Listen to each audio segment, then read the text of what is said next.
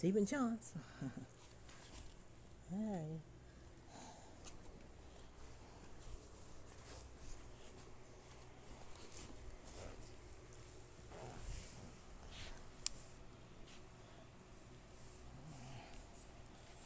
There it is. You hold on to your elephant's ear. Bye bye.